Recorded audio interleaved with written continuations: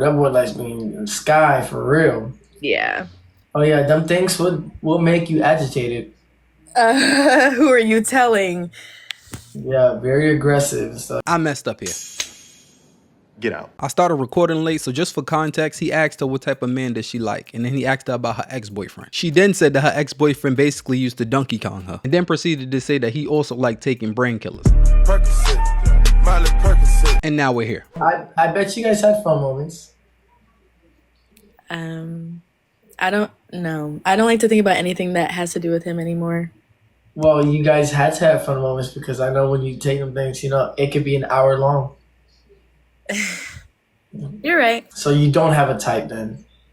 No, I like what I like. If you're good to me, I'm good to you. Okay, so do you like tatted men or you're more into the blue collar men? Or not tatted? I love tattoos. I have so many tattoos now. Like, I remember when I got tatted up the first time, I just started getting tattoos after that, and I didn't. What do you mean you have a lot of tattoos? Where are your I have my tattoos? whole back done. I have my butt done. I have my collarbone here. I'm about to get my sleeve done. I have one on my boobie. I have everywhere. The best thing to look at is not what people say, but what they do. Any woman that gets tatted as much as she got tatted, especially if she get her cheeks tatted and her boobs tatted, that tells you a lot about that person. Does it guarantee it? No. But 9 times out of 10, you'll be right what type of person you're dealing with. This is not a person that's about to be in the house baking cookies. This is a person that likes to be outside and get herself into trouble. And they also tend to like a certain type of guy. I found it crazy that he asked about the blue collar workers and asked about the man with tattoos. I think he really was trying to ask, do you like good guys or you like the bad boy type? But just looking at him, we can't expect much. But for her to dismiss blue collar and go straight into how she liked tattoos, maybe she just heard the question wrong. But then again, if he asked her if she preferred millionaires or guys with tattoos, I'm pretty sure she would have heard that. So that says a lot. So a woman with eyelashes, makeup, and weave, plus tattoos not only on her cheeks but her chest, that deal with men that like to kick chicks downstairs and also take brain killers. It gets even better, but we understand what we're dealing with here. Are people there,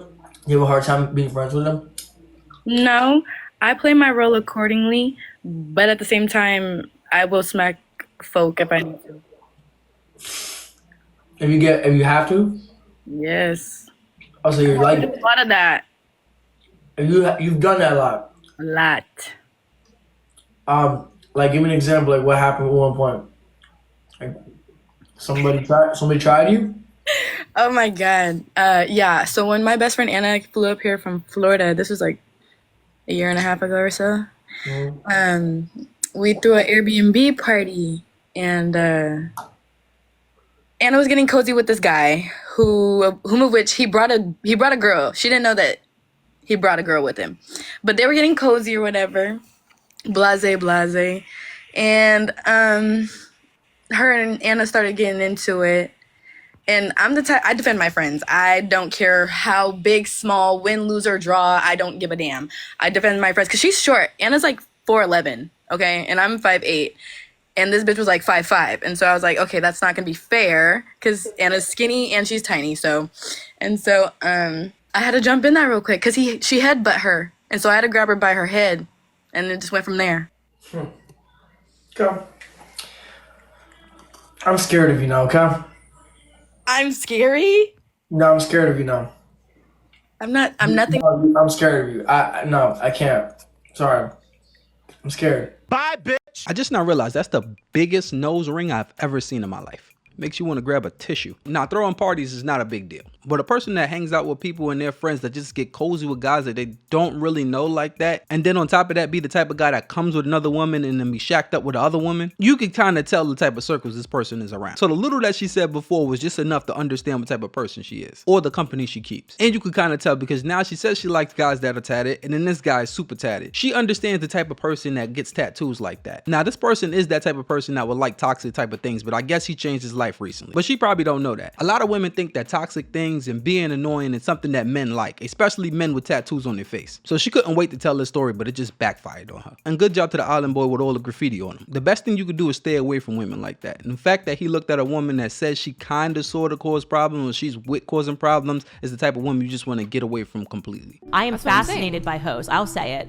I'm absolutely fascinated by the way the hoe mind works, the way the hoe hive works. You are correct. It is trending. And that's when Emma gets up and does a video and says something like, you know, it's chic to be divorced before you're 30. It is absolutely fascinating to see how someone's mind can be so warped, you know, in the same way that I think it's fascinating when anybody does anything crazy or says anything crazy, and I cover it on my podcast. You know, I am not knocking it at all. I just tell people what the facts are. You can choose this lifestyle, and here is where you are 99.9% likely to lead in your life, right? You are probably not destined for marriage. You're probably not destined for a stable relationship.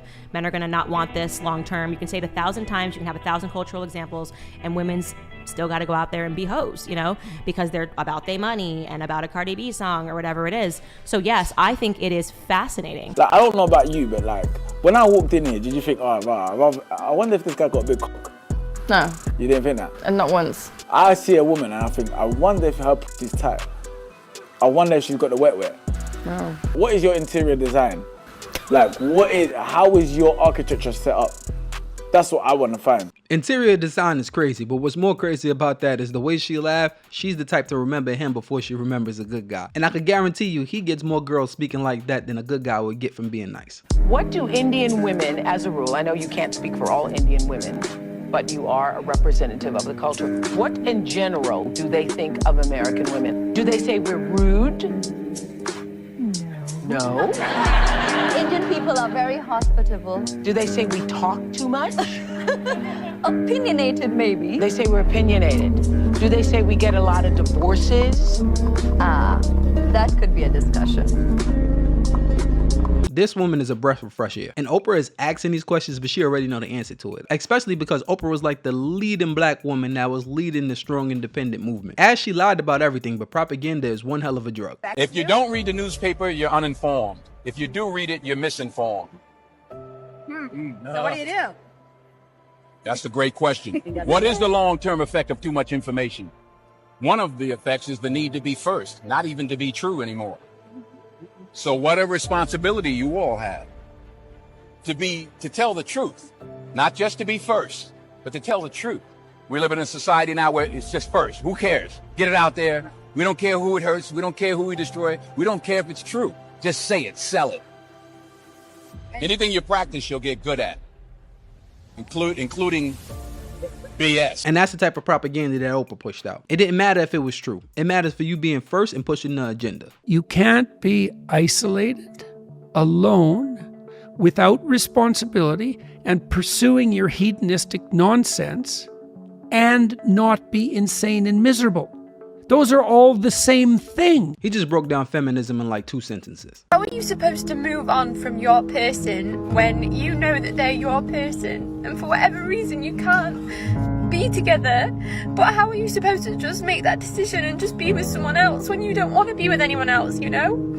Like, it's just really difficult. I hear a lot of women talking about finding your person, and that's basically the Disney idea that this perfect person is for you. It's not about having something perfect, it's about having something you can work with. And that's why so many relationships fail, because one person is looking for it to be perfect while the other one is trying to work on it. It's impossible to be in a situation where you're happy all the time. So the best thing you can have is a situation where you're not miserable all the time. Is that situation peaceful? A woman will ruin a relationship because she came home and expecting him to do something and he did not do what she expected him to do. And then say that this is not my person because my person will understand that this needs to be done. I needed flowers today, but that person didn't bring me flowers. So leaving a decent relationship in pursuit of a perfect relationship and then end up having no relationship is just counterintuitive.